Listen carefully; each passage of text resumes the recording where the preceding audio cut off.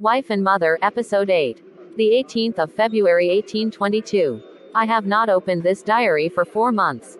Arthur has gone hunting today, so I have time to write. I am now Arthur's wife. I am Mr. Arthur Huntingdon and our home is Grassdale Manor. Arthur and I have been married for 2 months. Am I sorry? No, my Arthur has many faults. But I will not think about this. He is my husband. We were married at Christmas. In church, I promised to love my husband and obey his wishes. It is now my duty to love Arthur and take care of him.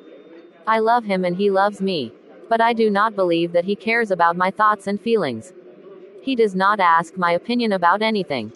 And he is selfish. He only wants to do things which please him. He expects me to agree with him. And I do, because I love him. After we were married, we went to France and Italy. I wanted to see Paris and Rome. But Arthur refused to take me to those beautiful cities. I want to take you home, Helen, Arthur said. You have a simple unspoiled beauty. I don't want that to change.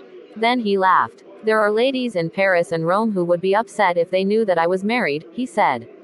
They'd be jealous of you, Helen, and hate you too. So I did not complain and we came back to England. When I saw Grassdale Manor, my new home, I was very happy. Arthur was very kind and he did everything to please me. But soon, he made me unhappy again. It was Sunday and we were returning home from church. Helen, you haven't pleased me today, Arthur said. Why, what have I done? I asked in surprise. Well, you're too serious. And sometimes you forget me. This morning, in church, you weren't thinking of me at all. You didn't look at me once. I don't want a saint for a wife. Arthur, I love you, I said. But you can't take God's place. When I'm in church, I think only of God. We have a life here on earth. But one day, we'll have a better life in heaven. Well, for the moment, I'll enjoy my time on earth, Arthur replied. I'm too young to die and I don't want to. My heaven is here with you, dear wife. The 15th of March 1822. Arthur is bored. He is not bored with me, but he does not like our quiet life in the country. When the weather is good, he can walk, or ride his horse, or hunt. But the weather has been bad lately and he has had to stay inside the house. Arthur dislikes reading and he hates to see reading. He likes to tell me stories about the women that he has loved. One day, we were sitting in the library. Outside, it was cold and rain was falling heavily. You're very lucky to be here with me, Helen, he said. Many women would love to be in your place. Many women have wanted to marry me. Let me tell you about Lady. Stop, Arthur, stop. I cried. I don't want to hear stories about your other loves. You're married now. I don't want to hear about other women. I began to cry. I like to see you angry.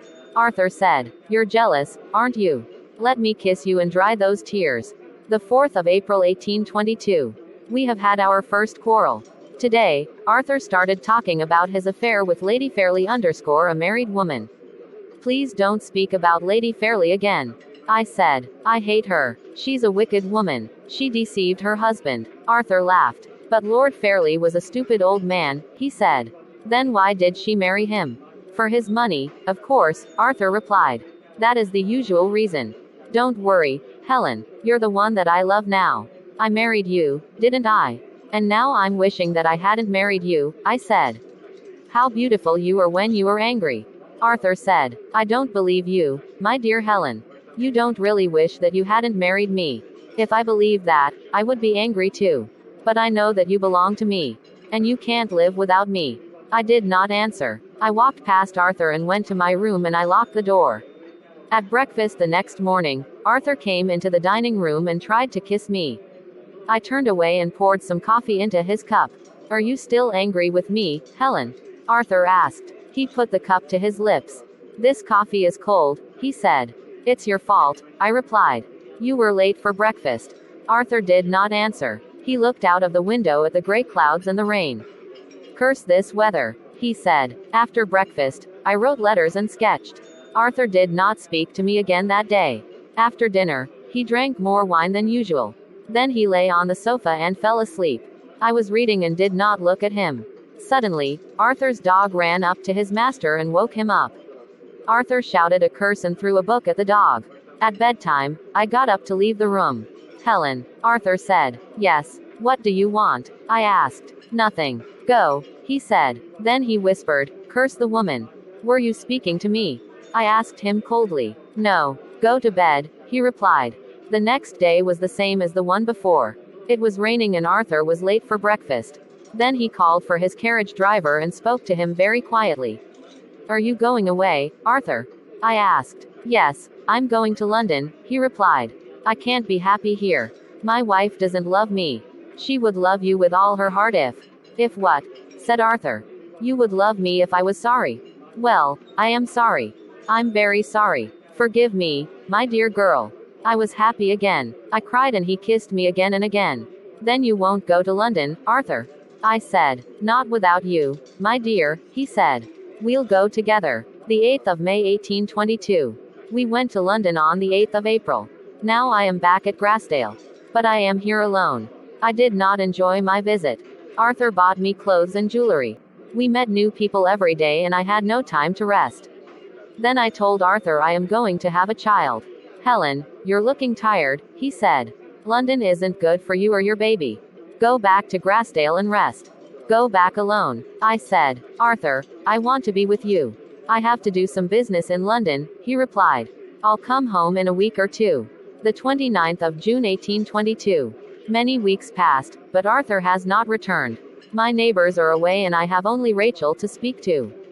I am sad and lonely. Arthur's letters are short and they tell me nothing. I am afraid that he is in bad company again. The 14th of August 1822. Arthur returned 2 weeks ago. At first, they looked tired and ill. He is better now, but he is already bored. There's nothing to do here, he said angrily. We need more company. I'll invite a few friends to stay here. They'll make this gloomy place more cheerful. I became worried. Who will you invite? I asked. Well, Lord Loughborough and his lovely wife, Annabella, of course. You're not afraid of her, are you, Helen? No, of course not.